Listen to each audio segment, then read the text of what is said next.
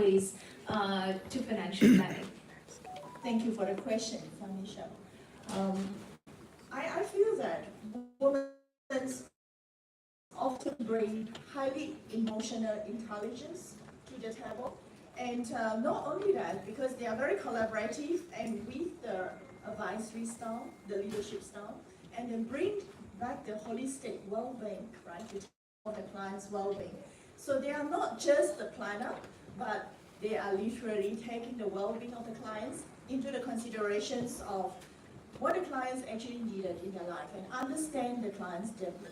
So I see that today there are many changes in the firm that they are moving from the traditional way of typical traditional way of transactional selling products to the clients and moving into advisory, right? So I think this is a model that moving forward would actually cater for a wide range of our clients. Absolutely, so fantastically put. Talking about building cultures, and especially when you keep into consideration, one of the things that everyone is talking about across the globe is about inclusive financial culture. And this question is to Christy. What do you think, how do you think intentionally women leaders can actually inspire people, not just the aspire clients, to have an inclusive financial culture? Thanks, Amisha. I think what is very important here is that inclusivity is incredibly important both for our clients as well as our fellow professionals. So I think what it is that it starts with being intentional, being absolutely intentional about who we serve. It's intentional about how we communicate. It's being intentional about who we actually welcome into the profession. So if we're looking at our clients, for example, I think what's important there is that we need to recognize that financial planning is not it's all.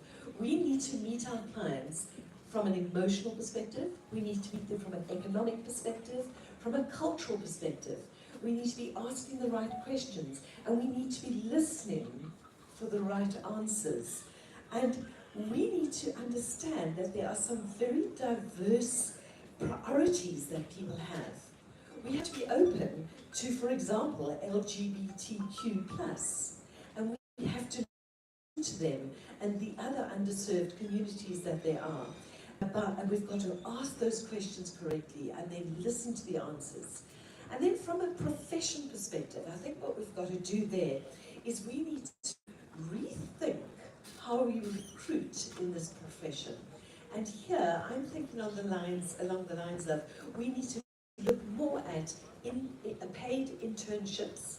And the reason for that is so that people are not forced to sell a product just to put bread on the table, because that is not good for clients.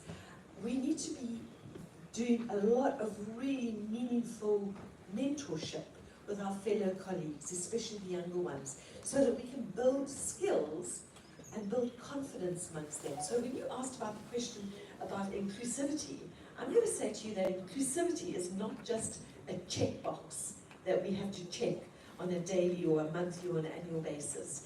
It's actually a mindset that we have, and it's a daily leadership practice that we need to be putting into place. And when we lead this way, I really believe that the profession becomes more reflective of the world that we serve.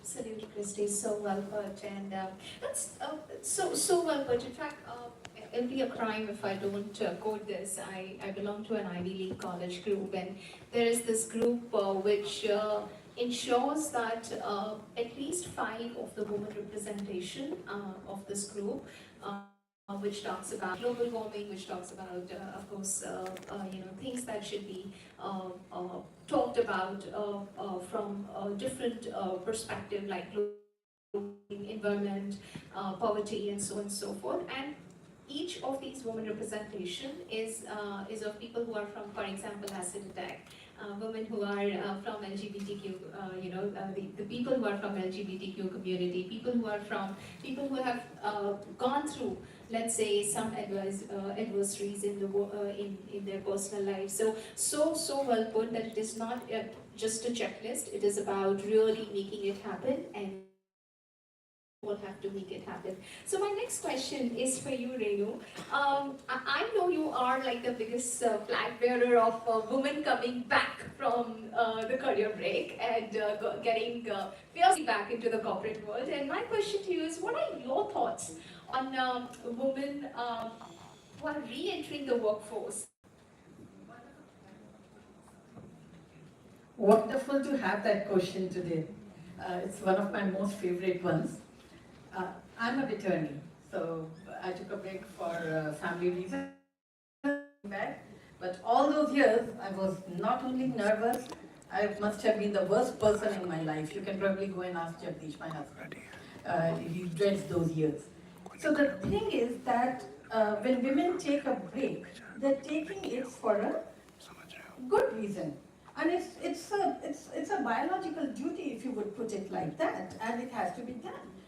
Why do we look down upon it in the corporate world that the woman is coming back and she doesn't know anything and she's forgotten about her work? It's not that case. The case is that she has equipped herself with the skills which the corporate world could not have offered her.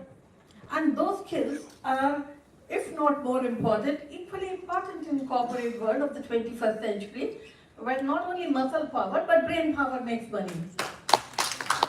So why are we shunning the femininity of human race by shunning women out of the workforce? Now, then there's a second practical question. How do you bring them back? I mean, it's not as easy to come back, and there are social obligations and sorry, I'm taking a little longer, but this is a message I want to get across the whole crowd as well. In 1986, I went for my MBA interview, and the panel asked me, why do you want to do MBA? And I said, because there are no women in business. And they said, why do you say that? I said, there's none of the panelists is a woman. This is 1986, or almost I don't know, century back. But now look at it. You won't find more than 10% women in this crowd. We are not in a very good situation even after almost 2 generations. I started my career then. We really have to be serious and sincerely making this effort to bring the women back. How do we do it? Reskilling in the way that can accentuate their experience while they were away from corporate world. Not sitting at home, please-minded, but out of the corporate world, gaining other skills and other essential qualities which helps people live better lives. An advisor, all those skills. CFP trains us extremely well with all the calculations. We used to joke the client will not know whether we have given a wrong advice or a right advice. It's only CFP which knows, if you have, 5, instead of 565, you write 564, then your answer is considered wrong. So that part is done well. Who trains you for the second part? That you can put yourself in an advisor's position and tell the client, okay, do this. And the client will also listen to you. The problem is twofold in a society. When a woman sits in a financial advisor's position, men think we know better. What does this woman know? I can't change it, you can't change it, it's going to change over a period of time. The second thing is that a woman, when she brings in that holisticness and everything, she will be able to demand fees for that. She doesn't need to sell products because now she's solving your problem. She's solving your problem of life, why your wife doesn't like you to spend that much money on the cars, or why does your wife hates to talk about money when you ask her to bequeath her jewels or keep them in the bank to get a low business. Able to guide you better. And when she's giving you solutions to give not just good calculations, but also how to handle the whole thing holistically, properly, he's going to continue to pay you the fees.